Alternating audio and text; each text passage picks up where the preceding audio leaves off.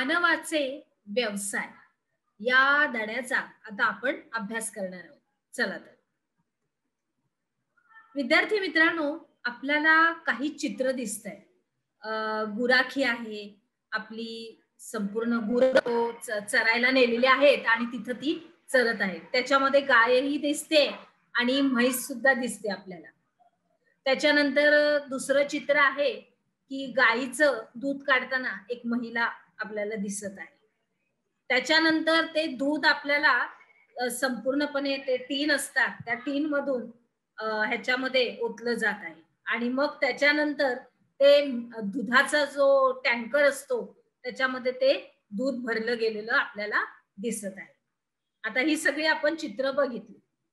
पुढे जाऊया, त्याचा संदर्भ कशा रीतीने आपल्याला मुद्द्यातून सोडवायचा आहे ते आता आपण बघूया. आपल्या धड्याचा अभ्यास आता काय आहे ते आता आपण स्पष्टीकरणामध्ये बघूया. आणि हे सगळं आहे हे आकृती 10.1 मानवी व्यवसाय. चला पुढे जाऊया. आकृती 10.1 मधील चित्रांचं निरीक्षण करून खालील काही प्रश्नांची तुम्हाला उत्तर द्यायची. तर चित्र अ मध्ये गाई आणि म्हैस काय करत आहेत? चित्र आ मध्ये काय मिळवले जात आहे? चित्र ई मध्ये दूध संकलन केंद्रावर काय होत आहे? चित्र ई मध्ये टँकरद्वारे कशाची वाहतूक होत आहे आणि हा टँकर कुठे जात असेल? त्याच्यानंतर कोणते पदार्थ चित्र ऊ मध्ये दिसत आहेत आणि हे पदार्थ कशापासून तयार केले असावेत त्याचं चित्र आपल्याला आता आपण पुढे बघणार आहोत. आपण पहिल्यांदा याच्यामध्ये आपण आपले सगळे प्रश्न बघत आहोत, वाचत आहोत. त्याच्यानंतर दूध आणि दुधापासून तयार केलेल्या पदार्थामध्ये कोणता मुख्य फरक असेल आणि दुधाप्रमाणे हे पदार्थ लवकर नाश पावत असतील का?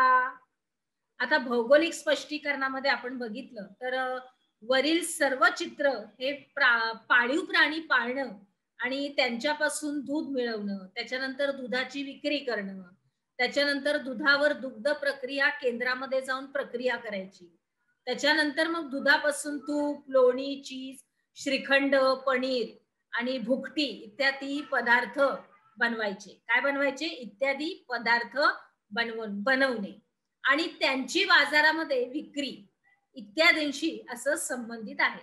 आणि यासाठी विविध स्तरावर कामही केली जातात. म्हणजे काय? प्रत्येक मनुष्य वेगवेगळ्या ह्याच्यामध्ये या दुधाच्या पूर्ण आपण प्रकल्पामध्ये बघितलं की प्रत्येक मनुष्य हा वेगवेगळी कामं करतो. की काही एक मनुष्य गुरांना घेऊन, गाई म्हशींना घेऊन चरायला गेलेला आहे, त्यांना चरवायला, त्यांना गवत देण्यासाठी डोंगरावर जाऊन तिथे त्याला गवत दिलेलं आहे, तिथं ते चरत आहेत आणि तो गुराख्यासारखं तिथं काम करतोय, म्हणजे ते त्याचं काम आहे. त्याच्यानंतर महिला दूध काढते म्हणजे ते तिचं काम आहे. अशा रीतीने पुढे जाऊया. या सर्व कृती मानव स्वतःच्या गरजा भागवण्यासाठी करत असतो आणि या कृतींच्या सगळ्या स्वरूपावरून त्यातून मिळणाऱ्या घटकानुसार त्यांचं आपण वर्गीकरण पण करू शकतो. आता चित्र पुन्हा एकदा बघायचंय आणि परत प्रश्नांची उत्तरं लिहायची की वरीलपैकी कोणती कृती ही मानवानं निसर्गातून उत्पादन मिळवण्यासाठी केली गेलेली आहे. त्याच्यानंतर या कृतीमधून त्याला कोणतं उत्पादन मिळतं, त्याच्यानंतर हे उत्पादन मानव किती काळ वापरू शकतो, त्याच्यानंतर पुढचं आहे की कोणत्या चित्रामध्ये निसर्गातून मिळालेल्या उत्पन्नाचे संकलन होत आहे. पुढचा प्रश्न आहे की या कृतीमधून दूध उत्पादकाला कोणती सेवा मिळाली आहे. त्याच्यानंतर हे जे दूध आहे हे कोठे नेले जात आहे आणि दुधाचे पुढे काय होत आहे आणि दुधाचे कोणते पदार्थ दिसत आहेत आणि या पदार्थांची तपासणी कोण करत असेल.